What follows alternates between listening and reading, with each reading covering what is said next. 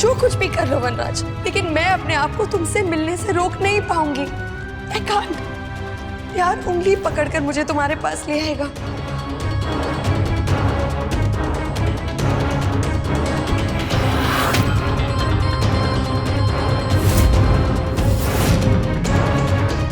आप यहाँ क्यों आई है?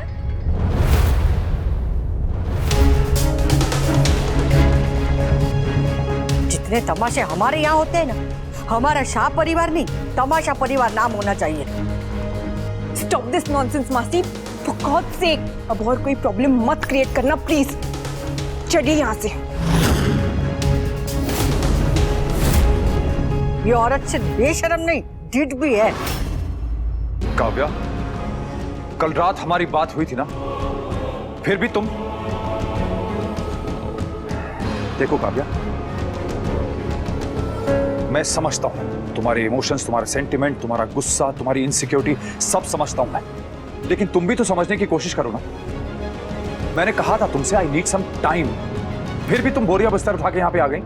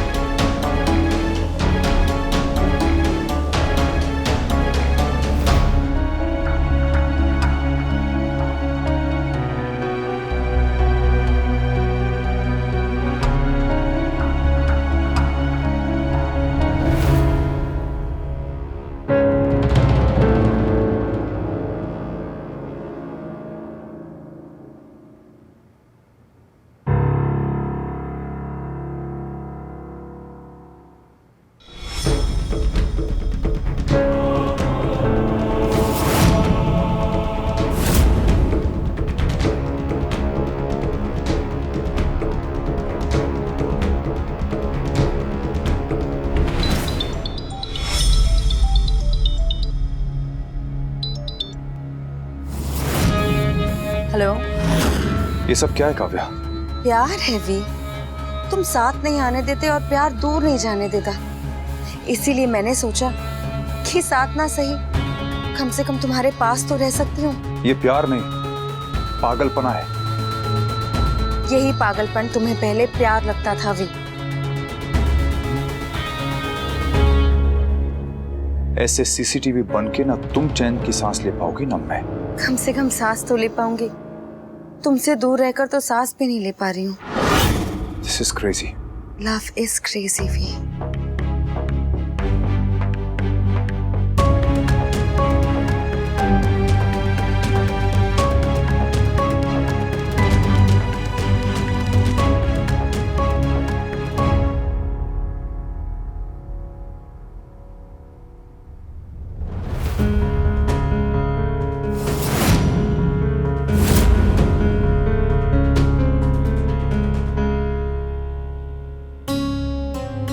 मम्मी, आज आपने भी मेरा साथ नहीं दिया।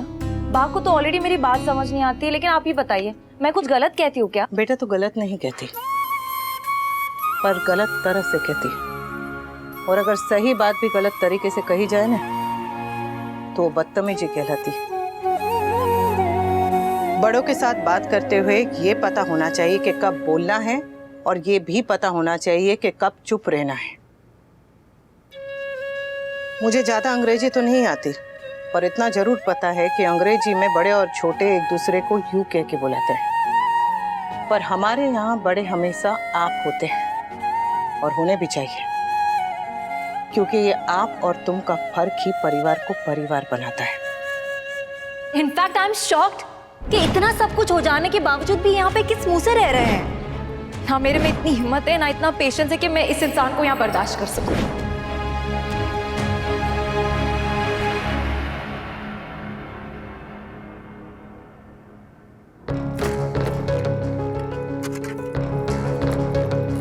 मासी, अगर भाषण देने आई हो ना तो प्लीज। मैं आपको कोई भाषण देने नहीं आई हूँ। इनफैक्ट आपको वेलकम कहने आई हूँ। वेलकम टू हेल मासी। एक गलती आपने अनु आंटी और वनराज अंकल के रिश्ते में आकर की थी, दूसरी गलती आपने इस मोहल्ले में आकर की है, और ये गलती कितनी बड़ी है इसका एहसास आपको बहुत जल्द हो जाएगा। So all the best. Hello है तो हेल ही सही, मेरे वी के लिए तो मुझे नर्क में रहना भी मंजूर है। अब तुम कोई तमाशा मत करना लीला। ये काव्या को हम घर में आने से रोक सकते हैं, मोहल्ले में आने से नहीं। लीला,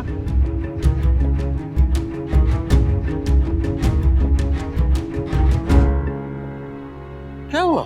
मेरा जी बहुत घबरा रहा है। सोचा था बेटा लौट आया है तो धीरे धीरे सब कुछ ठीक हो जाएगा। जैसे बेटा लौट आया है, देर से देर बहू भी मान ही जाएगी, पर जब तक ये मैदे की कटोरी घर के सामने रहेगी ना, न बहू वनराज का धोखा भूल पाएगी, न उसे माफ कर पाएगी। जब तक ये काव्या वनराज की जिंदगी में है, हमारे घर में शांति नहीं आ सकती। या तो वनराज को खुद को उसे छोड़ना होगा या हमें छुड़वाना होगा।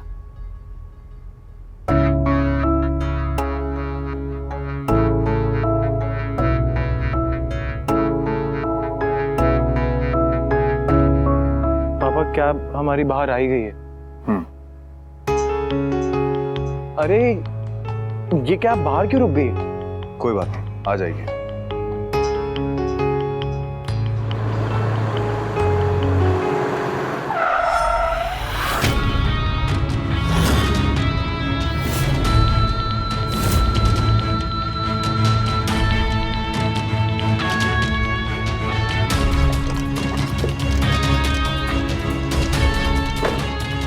चलो भी, मैं तुम्हें डॉक्टर के पास लेकर जाती हूँ।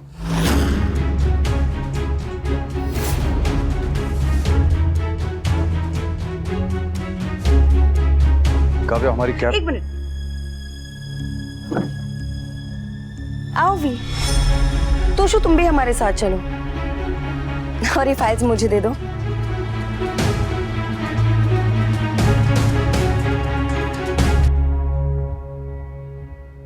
बैठ जाओ वी, तुम्हारे लिए ऐसी हालत में ज्यादा देर तक खड़े रहना ठीक नहीं है। चले जाइए।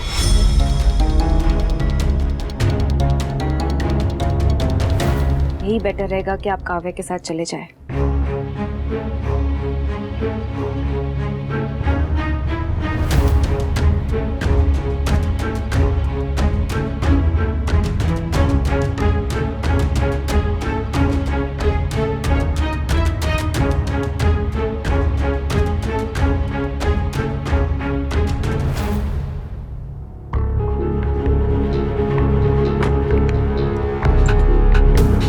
लोग हमदर्दी में सिर्फ कुछ दिन ख्याल रखते हैं, मगर हमेशा ख्याल वो रखते हैं जो प्यार करते हैं। और मैं वनराज से प्यार करती हूँ, इसीलिए उसका ख्याल हमेशा रखूंगी।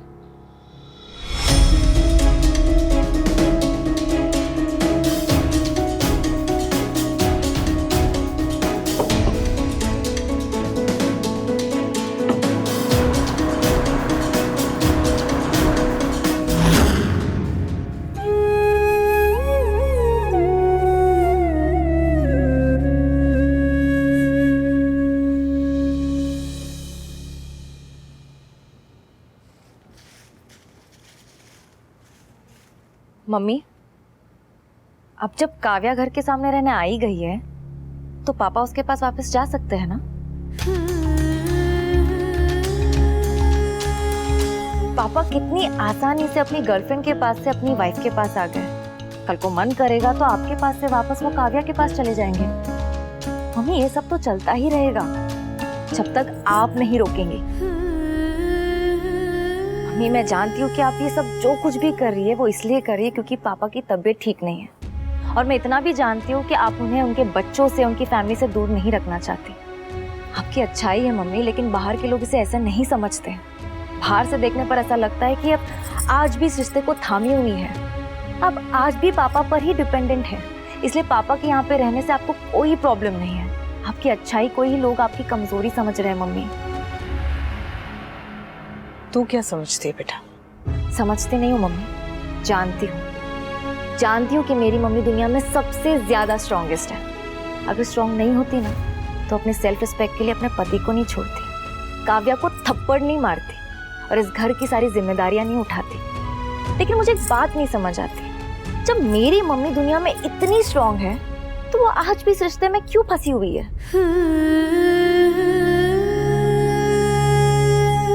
मैं तो कब का खत्म कर चुकी हूँ, पर रिश्तों के धागे इतने उलझे हुए होते हैं कि उन्हें सुलझाना आसान नहीं होता। जिस धागे को आप सुलझा नहीं सकते ना मम्मी, उसे तोड़ देना चाहिए।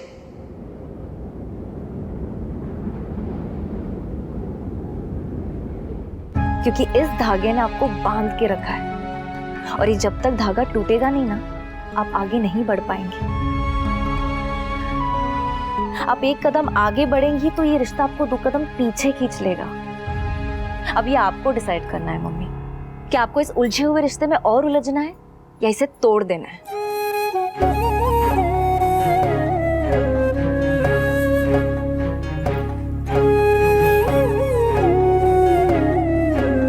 ठीक है तो कह रही है किंजल,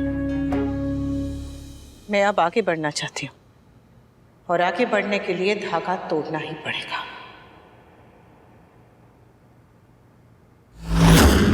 काफी इम्प्रूवमेंट है, लेग की स्वेलिंग भी कम है, पर आपके राइट हैंड के मूवमेंट को लेके अभी भी काफी केयरफुल रहना होगा।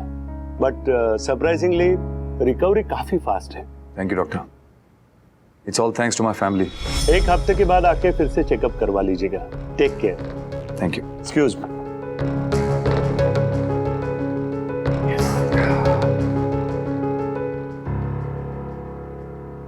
तो देखना, कुछ दिनों के बाद मुझे किसी के सहारे की जरूरत नहीं पड़ेगी, तुझे रेस में भी हरा दूंगा मैं। अब ऐसी हार तो मुझे हर जीत से प्यारी होगी। घर चलें?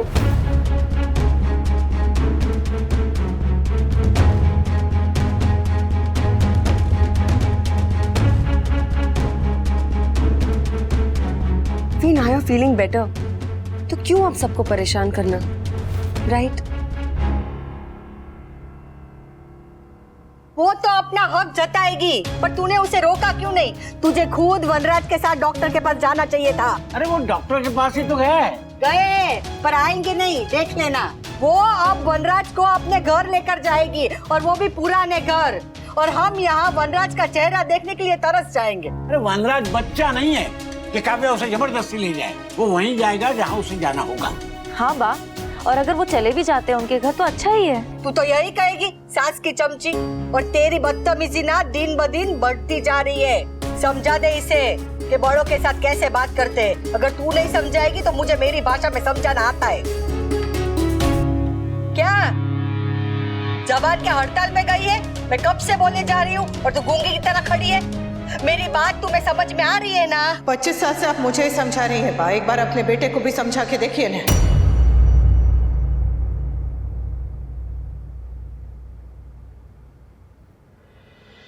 आप मुझसे पूछ रही हैं कि मैंने उन्हें जाने क्यों दिया, जरा उनसे भी तो पूछिए कि वो गए क्यों।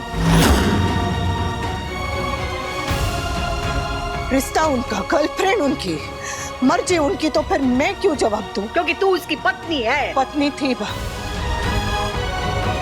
अब नहीं हूं।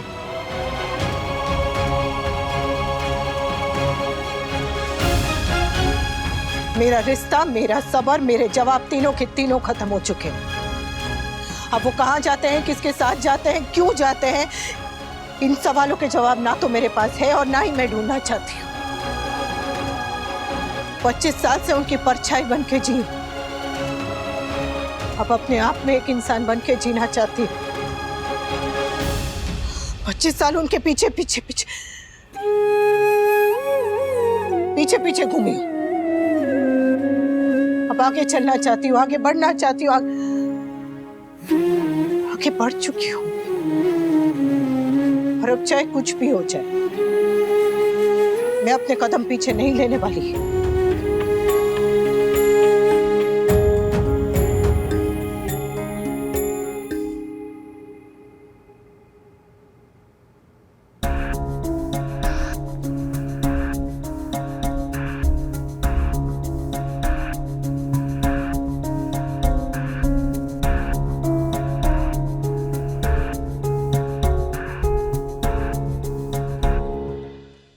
सॉरी बाबा, मुझसे गलती हो गई, सॉरी।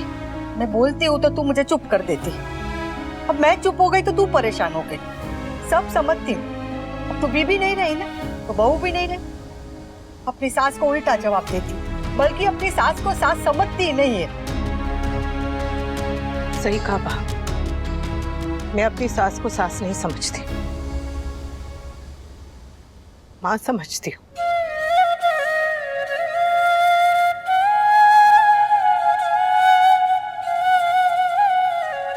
और एक बेटी अपने मन की बात अपने माँ से नहीं कहेगी तो किससे कहेगी?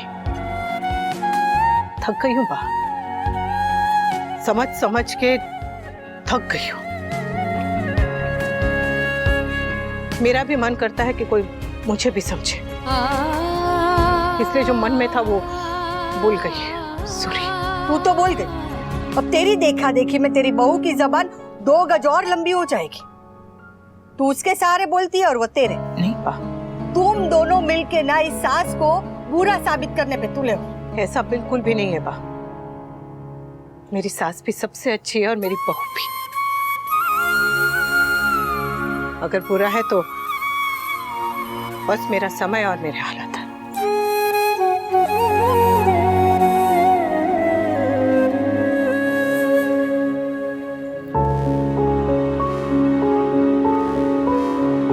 मेरा भांजा कहाँ है?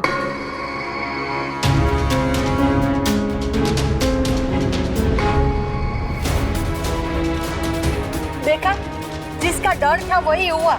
मैंने कहा था वो मैदे की कटोरी वनराज को घर वापस नहीं आने देगी, पर मेरी तो कोई सुनता ही नहीं है।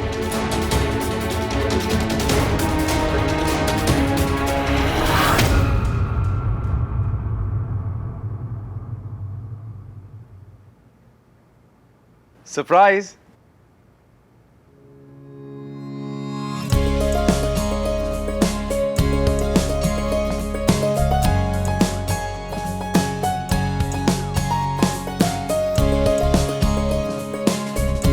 तेरा प्लास्टर कहाँ गया? वो बापूजी डॉक्टर ने कहा कि अब मुझे उसकी जरूरत नहीं है, मैं बिना सहारे के चल सकता हूं।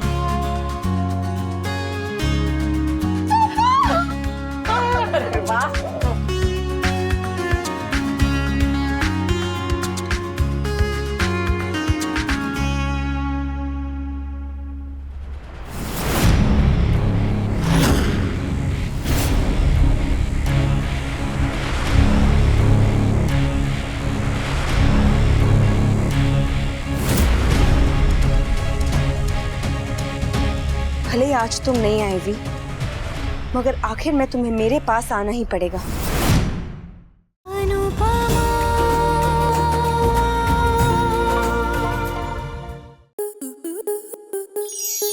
स्टार प्लस के ऐसे ही और बेहतरीन लम्हे देखने के लिए सब्सक्राइब करें हमारे YouTube चैनल को।